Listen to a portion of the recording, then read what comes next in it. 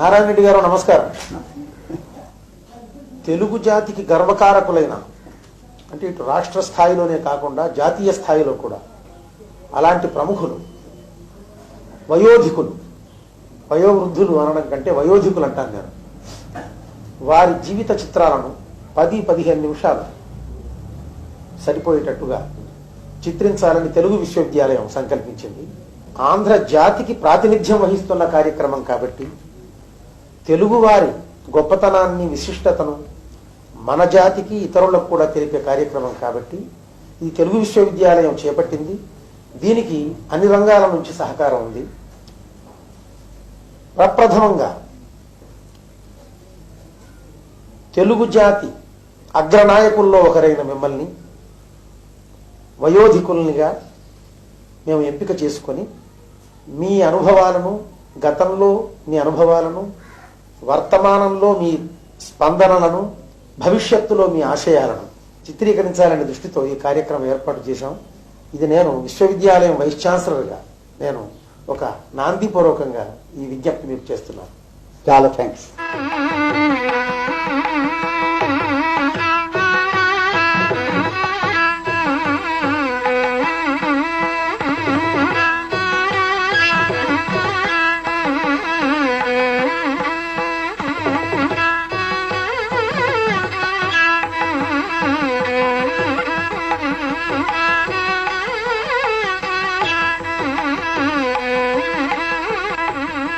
గురించి విశేషాలు ఏమని చెప్పండి. ఆ తర్వాత బొల్లెపల్లి గ్రామ పరిస్థితి, తెలంగాణ సామాజిక పరిస్థితి ఎలా ఉండేది అప్పుడు? నా బాల్యం బాగానే జరిగింది అనుకోండి. నేను ఒక భూస్వామ్య కుటుంబంలో పుట్టాను. అందుచేత నాకు పెద్దగా బాల్యంలో అసౌకర్యాలు ఏమీ లేవు. బొల్లెపల్లి ఆనాడు, ఈనాడు నల్లగొండ జిల్లాలో భువనగిరి తాలూకాలో గ్రామం, ఆనాడు సర్ఫఖాస్లో గ్రామం. సర్ఫఖాస్ గ్రామం అది. అంటే నైజాం గారి సొంత ఖర్చు కొరకై, సర్ఫఖాస్ అంటారు కదా, ఆ సొంత ఖర్చు కొరకై ఏర్పాటైన ప్రాంతంలో ఉంది అది. జనాభా దాదాపు 3000 ఉంటుండేది ఆ రోజుల్లో. తెలంగాణ పరిస్థితి, తెలంగాణ పూర్తిగా ఒక ఫ్యూడల్ పరిస్థితి. దేశముఖులు, జాగీర్దారులు విపరీతంగా ఉంటుండేవారు. వెట్టి చాకిరి బ్రహ్మాండంగా ఉంటుండేది. దాని తర్వాత డబ్బులు వసూలు చేయటమును, విపరీతంగా లంచాలు, ఇవి విపరీతంగా ఫ్యూడలిజం, పూర్తి ఫ్యూడలిజం, 100% ఫ్యూడల్ పరిస్థితి తెలంగాణలో ఉంటుండేది. ఆ పరిస్థితే పోరాటానికి కూడా దారితీసింది.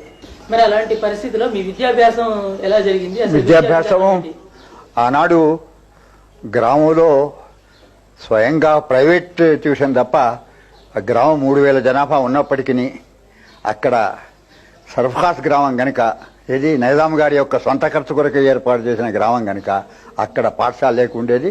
ఏదో గ్రామంలో ఏ పంతులో మౌల్వీ సాహెబో ఏదో చెప్పేవారు. తర్వాత కొంతకాలం భువనగిరి మిడిల్ స్కూల్లో చదివాను. తర్వాత ఇక్కడికి వచ్చిన తర్వాత మన చదరఘాట్ హై స్కూల్లో, తర్వాత నిజామ్స్ కాలేజీలో ఇంటర్మీడియట్ వరకు చదివి అక్కడి నుంచి కాలేజు స్వస్తి చెప్పి కాకినాడ వెళ్ళాను. అదే 1930లో. ఇక్కడ 10 సంవత్సరాలు రెడ్డి హాస్టల్లో విద్యార్థిగా ఉన్నాను. గాంధీజీ ప్రభావం మీ మీద ఎలా పడింది, ఎప్పుడు పడింది? నేను హైదరాబాదుకు రెడ్డి హాస్టల్కి వచ్చిన తర్వాత గాంధీజీ పేరు వింటుండేవాడిని. కానీ నేను హై స్కూల్లో చదివేప్పుడు గాంధీజీ యొక్క ఆత్మకథను చదివాను. ఇది ఎక్స్పెరిమెంట్స్ విత్ ట్రూత్. అది నన్ను బాగా ప్రభావితం చేసింది. జాతీయోద్యమంలో మీ పాత్ర ఏంటి? 1935లో సంస్కరణలు వచ్చాయి మన భారతదేశంలో. చుట్టుపట్టుండే రాష్ట్రాలలో కాంగ్రెస్ ప్రభుత్వాలు వచ్చాయి. దాని యొక్క ప్రభావం ఇక్కడ పడ్డది. ఇక్కడ మేము చేయదలుచుకున్నాం. ఇక్కడ ఏదైనా చివరకు ప్రభుత్వాన్ని ప్రతిఘటింపవలసి వచ్చినప్పటికీ ఇక్కడ ఒక స్టేట్ కాంగ్రెస్ యొక్క సంస్థను స్థాపించాలి అని అనుకున్నాం. అనుకొని ఒక కమిటీ ఏర్పాటు చేశాం. అయితే ప్రభుత్వం ఏమిటంటే మీరు ఈ స్టేట్ కాంగ్రెస్ యొక్క సంస్థని ఇక్కడ స్థాపించినట్టయితే మేము నిషేధిస్తాము అనేది వాళ్ళ యొక్క ఇది. అయితే నిషేధం వచ్చింది అనుకున్నాం, కానీ యాక్చువల్గా నిషేధం రాలే. దానికి సత్యాగ్రహం చేశాం. మొదటి సత్యాగ్రహి నేను తెలంగాణ నుండి. ఆ 5 సత్యాగ్రహులప్పుడు గోవిందరావు నాన్నలని మహారాష్ట్రుడు, జనార్దన్ రావు దేశాయ్ కర్ణాటకుడు, రావి నారాయణ రెడ్డి తెలుగువాడు, దాని తర్వాత ఇక్కడ మన ఒక మార్వాడి ముఖ్యుడు ఉండేవాడు, ఆయన పేరు మర్చిపోతున్నాను అనుకోండి ఇప్పుడు. తర్వాత ఒక ముస్లింను చేర్చుకుందాం అనుకున్నాం, కానీ ఏ ముస్లిం అయితే చేర్చుకుందాం అనుకున్నామో ఆయన ఏమిటంటే నాకు ధైర్యం చాలదు, నేను రాను. ఇంకో అతన్ని ఒక యువకుడిని చేర్చుకొని 5 ఆనాడు సత్యాగ్రహం చేశాం. ఆ సత్యాగ్రహం 1938లో. ఈ 38 సత్యాగ్రహం నుంచి నైజాం హైదరాబాద్లో పోరాటాలు ఆరంభమైనాయి. ఇది ప్రభుత్వానికి వ్యతిరేకంగా ప్రతిఘటన ఆరంభమైంది. అది 1948లో ముగిసింది. ఆ తర్వాత స్టేట్ కాంగ్రెస్ ఎందుకు ఏర్పాటు చేశారు? అది ఏర్పాటు చేసిన తర్వాత దాన్ని నడిపిన కార్యక్రమాలు ఏంటి? ఆ రోజు ఉండే యొక్క పరిస్థితులలో స్టేట్ కాంగ్రెస్ ఏమిటంటే, ఇక్కడ బాధ్యతాయుత ప్రభుత్వం స్థాపింపబడాలి.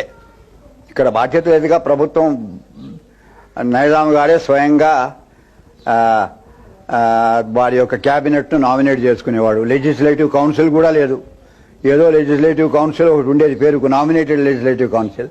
దాంట్లో జాగీర్ 6,000 జనాభా, 6,000 ఆదాయం కలిగిన జాగీర్దారుల తరఫున 2, ఫస్ట్ గ్రేడ్ ప్లీటర్స్ తరఫున 2 మాత్రమే ఎన్నుకోబడేవాళ్ళు. ప్రజాప్రతినిధులు ఎవరు లేరు. ఏమైనా జాగీర్దార్ ప్రతినిధులు 2 ఉండేవారు. మన ఫస్ట్ గ్రేడ్ ప్లీడర్స్, అప్పుడు ఫస్ట్ గ్రేడ్, ఇక్కడ ఎల్ఎల్బి లేదు, ఫస్ట్ గ్రేడ్ ప్లీడర్స్ అని ఉంటుండేది. ఫస్ట్ గ్రేడ్ ప్లీడర్స్ తరఫున వచ్చే 2, అంతకు తప్ప లెజిస్లేటివ్లో ప్రజల యొక్క వాణి లేదు. అందుచేతనే ఇక్కడ ఒక బాధ్యతాయుత ప్రభుత్వం, ఒక డెమోక్రాటిక్ గవర్నమెంట్ కావాలి అనే దాని ఉద్దేశంతో స్టేట్ కాంగ్రెస్ స్థాపించబడ్డది. కార్యక్రమాలు ఏముండింది? మొదటి కార్యక్రమం నిషేధమే. ప్రభుత్వం నిషేధించింది. మేము వెళ్ళగానే ఆ నిషేధాన్ని పెట్టేసేశారు.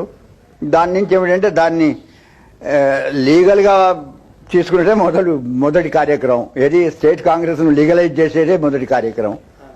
దాని తర్వాత 1946లో లీగలైజ్ అయింది. ఆంధ్ర మహాసభ ఎలా ప్రారంభమైంది? అది ప్రజలకు చేసినటువంటి సేవ ఏమిటి? ఆంధ్రోద్యమం నిజంగా ఆరంభించిన వారు శ్రీ మాడపాటి హనుమంతరావు గారు.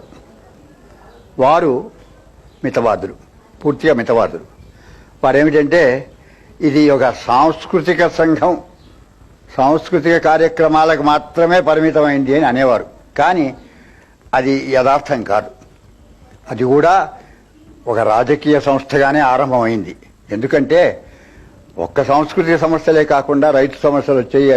ఇప్పుడు ఏ ఉద్యమాన్ని అయినా ఇది రాజకీయ ఉద్యమం, ఇది రాజకీయ ఉద్యమం కాదు అని అది అశాస్త్రీయమైన విషయం. ప్రతిదీ రాజకీయాలతో సంబంధం ఉంటుంది. అందుచేత ఇదేమిటంటే ఏ విధంగా పరిణామం చెందింది. మొదలేమో హైదరాబాద్ నగరానికి సంబంధించిన ఒక సంస్థ. అది ఎట్లా ఆరంభమైంది అంటే, అప్పుడు మహారాష్ట్రలో చాలా ఇక్కడ ప్రాముఖ్యత ఉంటుండేది. ఒక బహిరంగ సభలో తెలుగులో మాట్లాడనివ్వలేదు మహారాష్ట్రులు. ఆ కారణం చేత ఏమిటంటే, అప్పుడు ఉండే యొక్క బూరుగుల రామకృష్ణరావు గారు, మాడపాటి హనుమంతరావు గారు వీరు చాలా బాధ కలిగి హైదరాబాద్ సిటీకి సంబంధించిన ఒక ఆంధ్ర మహాసభ, ఆంధ్ర జనసంఘం అనే ఒక పేరుతో చేశారు. దాని నుంచి దాన్ని జర విస్తృతపరిచి కేంద్ర సంఘం ఒకటి చేశారు. ఇది తెలంగాణలో ఉండే అన్ని ఏ సంస్థలైనప్పటికీ ఒక ప్రాతినిధ్యం దానికి ఉంటుండేది. దాని తర్వాత అది ఆంధ్ర మహాసభగా పరిణామం చెందింది. దాన్ని ఒక పనిచేసే సంస్థగా, ప్రభుత్వంతో సంఘర్షణ పడే సంస్థగా పరిణామం చేసేందుకు మేము ప్రయత్నం చేసి నేను 8వ మహాసభకు అధ్యక్షునిగా నన్ను ఎన్నుకున్నారు. అక్కడి నుంచి ఆరంభించి దాన్ని విస్తృతపరిచాం. దాన్ని ఒక ప్రజా ఉద్యమంగా చేసేందుకు ప్రయత్నించాం. ఎట్లా అంటే విద్యావారమని, వ్యక్తి చాకిరి వ్యతిరేక వారమని, ఫ్యూడలిజంకు వ్యతిరేక వారమని, ఇటువంటి వారాలు ప్రజల యొక్క సమీకరణ ఇవన్నీ చేసేవాళ్ళం. దాని తర్వాత ఇది ఈ ఫ్యూడలిజంకు వ్యతిరేకంగా ముఖ్యంగా జనగామ తాలూకా, సూర్యాపేట తాలూకాలో బ్రహ్మాండమైన ఇది వచ్చింది. భువనగిరి తాలూకాలో నేను 10వ మహాసభకు అధ్యక్షత వహించాను భువనగిరిలో. అక్కడికి ప్రజలు వచ్చారు. అప్పటికే రెండో ప్రపంచ యుద్ధం తర్వాత ప్రజావెల్లి వచ్చింది, బ్రహ్మాండమైన అది ఒక్క మన దేశంలో వచ్చింది కాదు, ప్రపంచం అంతా వచ్చేసింది. భారతదేశంలో కూడా వచ్చింది. అదే ప్రజావెల్లువ ఇక్కడ కూడా వచ్చింది అనుకోండి. భువనగిరి మహాసభకు వచ్చిన ప్రజలు వెళ్ళి ఈ దేశముఖులకును ఈ జాగీర్దారులకు వ్యతిరేకంగా వాళ్ళేమిటి మేము వెట్టి చాకరీ చేయము, మీకేమి అన్యాయంగా మీరు డబ్బు వసూలు చేస్తే మేము ఇవ్వము అనేది ఒక తిరుగుబాటు, దాదాపు తిరుగుబాటు చేశారు. దానికి మేము నాయకత్వం వహించాం. ఆరుట్ట రామచంద్రారెడ్డి గారు ప్రధానంగా దానికి నాయకత్వం వహించారు. అది ఇదే విధంగా పరిణామం చెందింది అనుకోండి. దాని తర్వాత 1945 15 ఆగస్టు అప్పుడు భారతదేశానికి స్వాతంత్రం వచ్చింది. ఆ భారతదేశాన్ని యొక్క దాని పరిణామం ఇక్కడ కూడా పట్టది. బాగా ప్రజలలో బ్రహ్మాండమైన ఉత్సాహం వచ్చేసి అప్పుడు కాంగ్రెస్, స్వామి రామానంద తీర్థ గారు కాంగ్రెస్ యొక్క అధ్యక్షులుగా ఉండేవారు, ప్రధానులుగా ఉండేవారు, ముఖ్యులుగా ఉండేవారు. వారు ఏంటంటే సత్యాగ్రహం ఆరంభించారు. కానీ ఈ ఇత్తెహాదుల్ ముస్లిమీన్ యొక్క రజాకారులు ఉన్నారే, వాళ్ళు వాలంటీర్స్, వాళ్ళు ఏమిటంటే రాచరికాన్ని రక్షించేందుకు ముందుకొచ్చారు. ఏది స్టేట్ కాంగ్రెస్ వారు ఈ రాచరికాన్ని నాశనం చేయబోతున్నారు, దీన్ని రక్షించేందుకు వచ్చి సత్యాగ్రహం సాగకుండా చేశారు. మొదలు సత్యాగ్రహం 15 రోజులు 20 రోజులు సాగింది. ఆడి నుంచి సత్యాగ్రహం సాగకుండా అయిపోయింది. ఎందుకంటే గ్రామాల మీద పడి ఈ రజాకారులు, సాయుధ రజాకారులు గ్రామాల మీద పడి నానా బీభత్సం చేసి గ్రామాలను తగలబెట్టి ఎక్కడెక్కడ జాతీయ జెండా వచ్చింది అంటే ఆ గ్రామం మీద పడేది దాన్ని ఇది చేసేది. అందుకొరకు కమ్యూనిస్ట్ పార్టీ తరఫున మేము ముందుకెళ్ళి ఇట్లా సాధ్యం కాదు, ప్రతిఘటించాలి, సాయుధంగానే ప్రతిఘటించాలి వీళ్ళను అనేది. అప్పుడు మేము ఆయుధాలను సేకరించడం ఆరంభించాం. జరిగింది, బాగా బ్రహ్మాండంగా యుద్ధం జరిగింది. 1948 వాళ్ళు పోలీస్ యాక్షన్ వరకు జరిగింది అనుకోండి. పోలీస్ యాక్షన్ జరిగినా జరగకపోయినా వాళ్ళు బలహీనపడ్డారు. ప్రజల యొక్క బలం బ్రహ్మాండంగా పెరిగిపోయింది. అది వరకే ఎక్కడా కూడా వాళ్ళ యొక్క ప్రతిఘటన సరిగా లేదు. అప్పుడు పోలీస్ యాక్షన్ జరిగింది అనుకోండి. పోలీస్ యాక్షన్ జరగకుండా మేము నైజాంను ఖతం చేసేవాళ్ళమే. తెలంగాణ రైతాంగ పోరాటం దేశంలోనే మొట్టమొదటి పోరాటం, ఇంత గొప్ప పోరాటం అంటారు కదా, దాని రథసారథిగా అది సాధించిన విజయాలు ఏమిటి? సాధించిన విజయాలు, మొదటి విజయం ఇక్కడ ప్రజాస్వామిక ప్రభుత్వం స్థాపించబోవటం, అది మొదటి విజయం. రెండోది ఇక్కడ నైజాము కూడా లేకుండా పోవటం. నైజాం యొక్క పరిపాలనే కాకుండా నైజాం అనే యొక్క ఇన్స్టిట్యూషన్ కూడా లేకుండా పోవటం. రెండోది ఆ పోరాటంలో రైతాంగ పోరాటం కనుక దాదాపు 10 లక్షల ఎకరాల భూమిని మేము పంచాం. అదేవిధంగా వెట్టి చాకిరి పోయింది. ఫ్యూడలిజం బాగా దెబ్బతిన్నది. ఇంకా కొంత ఫ్యూడల్ రామినెంట్స్ ఉండొచ్చు అనుకోండి, కానీ ప్రధానంగా ఫ్యూడలిజం దెబ్బతిన్నది. జాగీరి విధానం పోయింది. స్టాచ్యుయేటరీ ల్యాండ్ లార్డిజం పోయింది. అంతేకాదు ఈ పోరాటం వల్ల భారతదేశం యొక్క ఫ్యూడలిజానికి కూడా చాలా దెబ్బ తగిలింది. సంస్థానాధీశులు లేకుండా పోయారు. 600 మంది సంస్థానాధీశులు అందరూ ఫ్యూడల్ లార్డ్సే, వాళ్ళందరూ కూడా లేకుండా పోయినారు. తర్వాత ప్రజల్లో చాలా బ్రహ్మాండమైన చైతన్యము కలిగింది. ఇప్పుడు దున్నేవానికే భూమి అనే నినాదంతో ఈ రైతాంగ పోరాటం స్టార్ట్ అయింది కదా, అట్లా రైతాంగ సమస్య ఎంతవరకు తీరిందంటారు? రైతాంగ సమస్య అంత సులభమైన సమస్య కాదు కదా. ఇప్పుడు కొంత భూములు ఇచ్చినప్పటికీ ఆ భూములు ఇవ్వగానే సమస్య పరిష్కారం కాదు. రైతుకు భూమి చేసుకునేందుకు ఎంతో పెట్టుబడి అది కావాల్సి ఉంటుంది. దున్నేవానికి భూమి అనేది పెద్ద సమస్య. ఆ సమస్య పరిష్కరించేందుకు సోషలిజం వస్తేనే ఆ సమస్య పరిష్కరింపదాల్తాం. మీ రహస్య జీవితంలో సంభవించిన మరవలేని జ్ఞాపకాలు ఏమైనా ఉంటే చెప్పండి. మరవలేని జ్ఞాపకాలు చాలా ఉన్నాయనుకోండి. ఒకటి ప్రధానమైనది ఏమిటంటే, పరిస్థితులు పరిపక్వమైనప్పుడు ప్రజలు ఏ విధంగా కదులుతారు అనేది నిజంగా ఒక అద్భుతమైన విషయం. ఎందుకంటే లక్షల మంది ప్రజలు కదిలారు. అందరి దగ్గర ఆయుధాలు లేవనుకోండి, ఏది మన రాళ్ళు వడిసాళ్ళు అవి పట్టుకొని కదిలారు.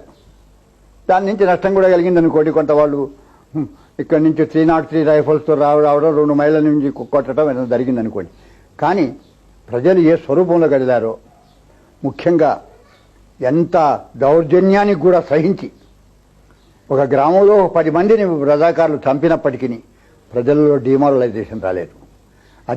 ఇది విప్లవానికి పరిస్థితులు పరిపక్వమైనప్పుడు ప్రజలలో ఎటువంటి త్యాగదీక్ష ఎటువంటి పోరాట పటిమ ఉంటుందో ప్రత్యక్షంగా చూడటం జరిగింది. ఒక పర్యాయం ఈ సూర్యాపేట నుండి జనగాం వెళ్లే యొక్క రోడ్డు, దానిపైన మిలిటరీ చాలా ట్రక్కులు వెళ్ళాయని మాకు తెలిస్తే ఒక కాల్ ఇచ్చాం, ఈ రోడ్డు నాశనం చేయండి అని. వేల మంది వచ్చి ఒకే రాత్రి ఆ రోడ్డు అంతా నాశనం చేసి గిల్వర్డ్స్ అన్ని నాశనం చేసి పారేశారు.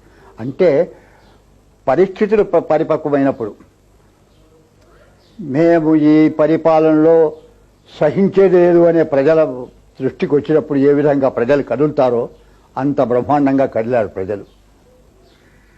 అది నాకు నిజంగా చాలా జ్ఞాపకాలలో చాలా ముఖ్యమైన జ్ఞాపకం. ఈ సైనిక చర్య తర్వాత కూడా పోరాటం జరిగింది కదా, అది నేను వ్యతిరేకించానండి. అది నాకు ఇష్టం లేదు, పొరపాటు జరిగిందని భావిస్తున్నాను. దాని గురించి ఏమైనా చెప్తారా? చెప్పేదేముంది, కానీ ఇవన్నీ సామాన్యమైన విషయాలు. కానీ యథార్థంగా రాజకీయంగా చూడవలసింది ఏమిటంటే వచ్చిన సైన్యం యొక్క శక్తి ఏమిటి, మీ దగ్గర ఉండే రజాకారులకు వ్యతిరేకంగా చేసిన సైన్యం ఆ శక్తి ఏమిటి, మీరు నిలవదాల్తారా ఒకటి. రెండోది, ప్రజలేమనుకుంటున్నారు, ప్రజలు స్వాగతం చెప్తున్నారు. ఇక్కడ రజాకారుల యొక్క పీడపోయింది అనేది వాళ్లకు వచ్చి వాళ్ళు ప్రజలకి ఏమిటంటే ప్రజలు స్వాగతం ఇస్తున్నారు, పూలహారాలతో ట్యాంకులను కూడా పూజిస్తున్నారు. అటువంటి సందర్భంలో విషయాలు ఆలోచించకుండా గుడ్డిగా కమ్యూనిస్ట్ పార్టీ ఏమిటంటే ఇక్కడ కూడా పోరాటం చేయాలని మూడు సంవత్సరాలు పోరాటం చేశారు, వదులుకున్నారు. ఎందుకు చేశారు అనే సమస్య వస్తుంది. సరే, ఈనాడు మన దేశ పరిస్థితి గురించి ఒక స్వాతంత్ర సమర యోధుడిగా మీ అభిప్రాయం ఏంటి? మీరు ఏం ఆలోచిస్తున్నారు? స్వాతంత్ర సమర యోధునిగా దేశం ఏమిటంటే ఇప్పుడు ఒక్కటే నేను మొదటి నుంచి ఆలోచించేది, ఈనాడు పరిస్థితులలో దేశం బాగుపడాలంటే జాతీయోద్యమం లెఫ్ట్ ఉద్యమం రెండు కలవాలి. రెండు కలిస్తేనే మన జాతి ముందుకు వెళ్లే ఒక అవకాశం ఉంటుంది. మీరు భావితరానికి మీరు ఇచ్చే సందేశం ఈనాడు ఉండే యొక్క భావి తరాలనుకోండి, ముఖ్యంగా ఈ ఇంటలెక్చువల్స్, చాలా ఇంటలెక్చువల్స్ ఏమి రోల్ లేకుండా పోతుంది ఇండియాలో. దేశం మనకేం చేస్తుంది, మనకెంత చేయాలి దేశం అనేది కానీ మనం దేశానికి ఏం చేస్తున్నాం అనేది ఎవడు ఆలోచించడం లేదు. అందుకొరకు దేశ